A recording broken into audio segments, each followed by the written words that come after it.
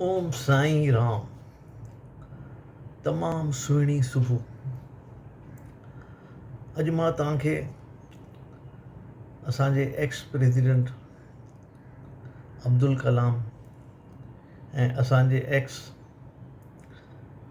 Field marshal sir Sam Manekshaw जे बारे में, उन जी हिकिड़ी गॾिजाणी जे बारे में ॿुधायां। हिकु दफ़ो अब्दुल कलाम साहब कुनूर विया कंहिं कम सां, त उते उन्हनि खे ख़बर पई कि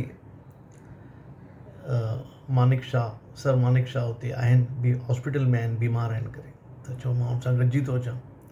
हाणे प्रेसिडेंट त उते गॾिजण वेंदो त इहो ॾुखियो कमु आहे सभु अरेंज करणु, पर ॿी टी कलाके में सभु अरेंजमेंट कयूं ऐं हुन सां गॾिजण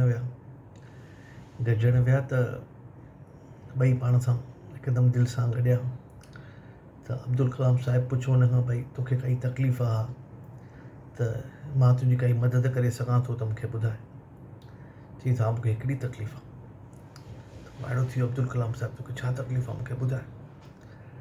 चई मुंहिंजो हेॾो प्यारो प्रेसिडेंट मूंखे ॾिसणु आयो आहे ऐं मां हुनखे उथी करे सलाम नथो करे सघां, सैल्यूट नथो करे सघां।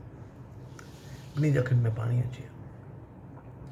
वरी 10-15 मिंट पाण में ॻाल्हायूं। वरी अब्दुल कलाम साहिबु उथिया पिया, हाणे मां वञा थो, वरी बि तोखे कुझु मुंहिंजे तरफ़ां कुझु कमु हुजे त मूंखे ॿुधाए, मां कयां।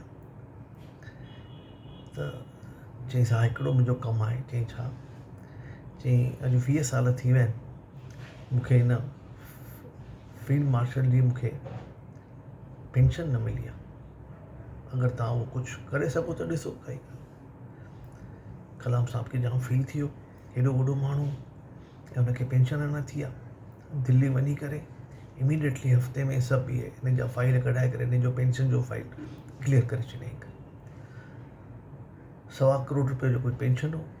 इमीडिएटली पंहिंजे सेक्रेटरी सां हिनखे, तॾहिं ऊटी में रहंदा हुआ, ऊटी कनूर पासे में, त उते हुनखे उहो चेक ॾियारे मोकिले करे। जीअं हुनखे चेक मिलियो उहो जाम ख़ुशि थियो। उन सॼो जो सॼो अमाउंट आर्मी वेलफेयर में जेके जवान गुज़ारे वेंदा आहिनि उनजी फैमिली जे लाइ उन डोनेशन ॾेई छॾियो। त इहे जॾहिं असां ॻाल्हियूं ॿुधंदा आहियूं न, त असांखे लॻंदो आहे अञा सुठा माण्हू दुनिया में आहिनि, अञा ईमानदारी सिंसियरिटी आहे, जंहिंजे करे दुनिया हले वेठी। चओ ओम साईं राम, ओम साईं राम, ओम साईं राम।